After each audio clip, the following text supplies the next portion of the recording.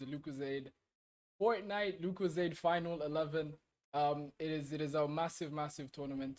I'm extremely excited to be part of it. And I mean, if you've read any of the rule sets and everything we've shown you before, it is a massive tournament. There's a lot going on. We have amazing prizes. We're working with very amazing partners.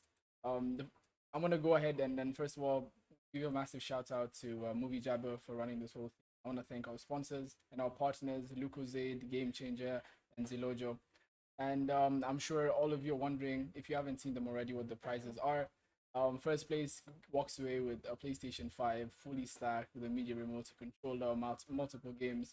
Second place goes home with the PS4 VR kit with 5 free games. And third place walks away with a Nintendo Switch Lite, which is a no mean feat. And if you do manage to make the final 11, you're guaranteed at least a 2,500 voucher. So everyone's a winner. We're loading into our first game right now, and I want to see the sights and the sounds and how great the competition is going to be. So for the day today, we're going to run a couple of different tournament brackets. We're going to have solos, duos, and squads, 3 games of each. So depending on how things go, we're going to see how it pans out. We're going to have a tentative leaderboard soon enough to see who's doing good. So yeah, going into game one, I don't know what to expect. There's a couple of names I'm looking out for. I don't want to mention them yet. I don't want to put too much pressure on them. But there's a couple of people I'm looking at to see how they're going to perform in the tournament. As time goes on, we're going to see who's going to be able to maintain and not crack under the pressure. Because this is one of the biggest Fortnite tournaments in East and Central Africa in recent memory.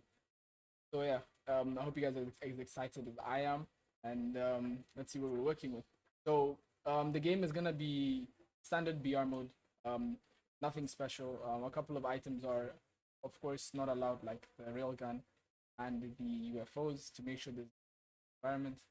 And the game mode when it comes to solos is literally just you and you on your own. You generally don't have much help from other people. It's just how good you can perform against other solos. So it's a matter of being able to rely on your knowledge of the map, your knowledge of the weaponry, your game sense is to know which fights to take, which fights not to take, when to rotate, when to come around. So it is definitely one of the harder modes, but it's one of the best from a viewer's perspective. Solos it's a very open-ended game mode where you know anything can happen. So as we jump into the first game, we're spectating Dental Wine. He opted to land at Holly Hatchery at the gas station. He has an interesting loadout. He has a green AR, a grey shotgun, railgun, and a pistol. He is also full shield, so he should be alright in the event that he gets into a fight.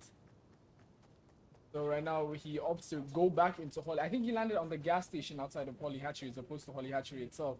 So as he goes in, he sees some loot in and around the area. He wants to get some gold for challenges, maybe buy a lesser shield.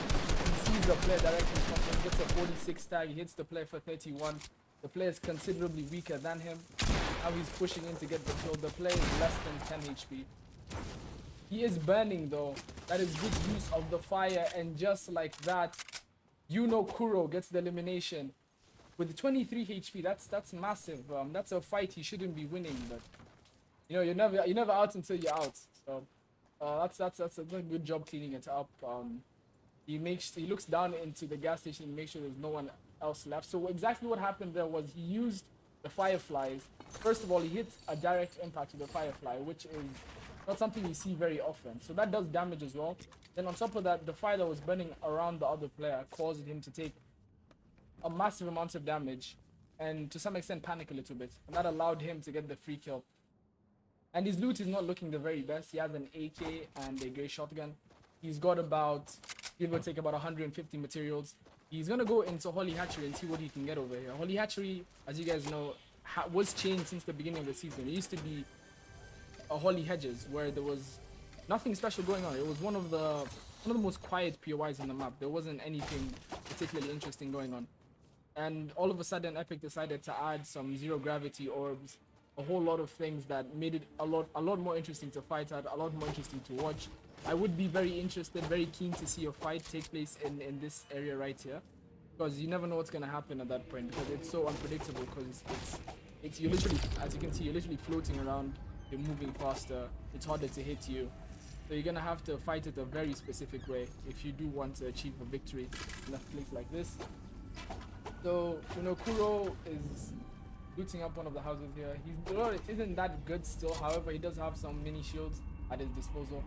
It's something he can work with. There's 33 players left. The zone pulls all the way to the other side of the map, probably somewhere in the middle. And I'd like to see exactly how he opts to play this, because the materials are not the best. He does not have any white health, so if the zone does end up taking, he's gonna have to look for cozies. If he does get into a fight before that, it's looking tough.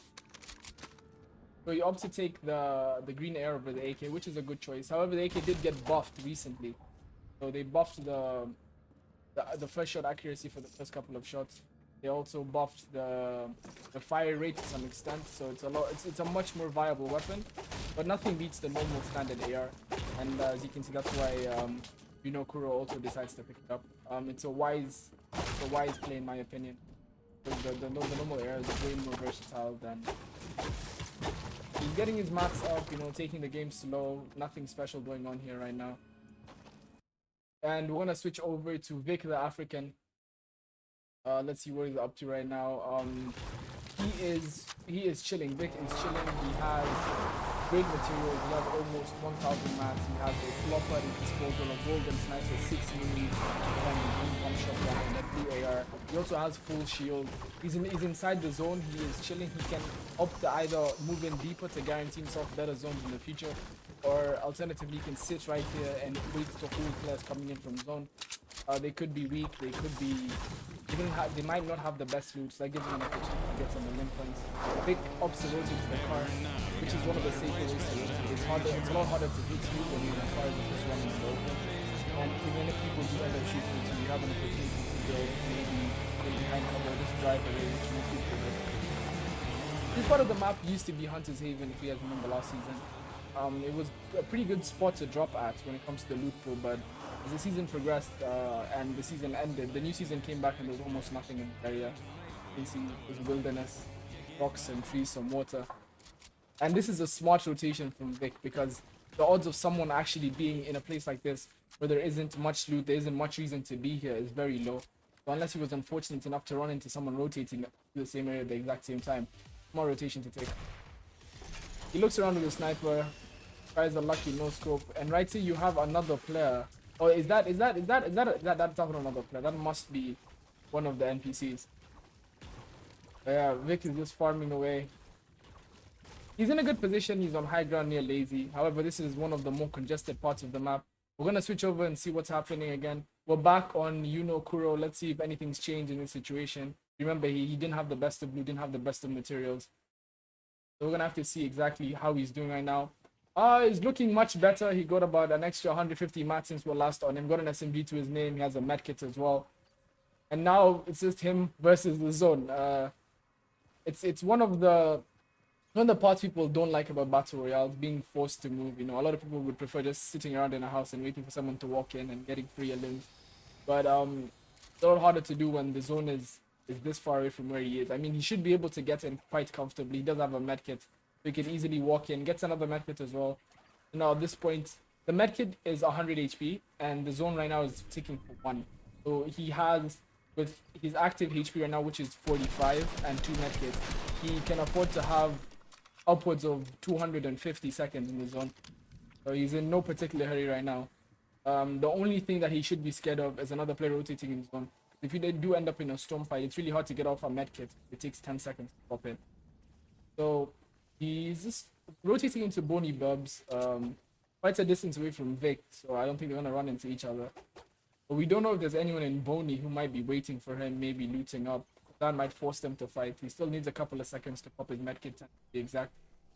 We're going to hop on over to another player and see how they're doing. While we let him pop his medkit. We're back with Vic. Let's see how Vic's doing. Vic's got even more materials, almost 2,000. More like 1,600. But he is looking good. He is rotating once again. Zone does pull to the northeast side of the map. Vic gets a good snap.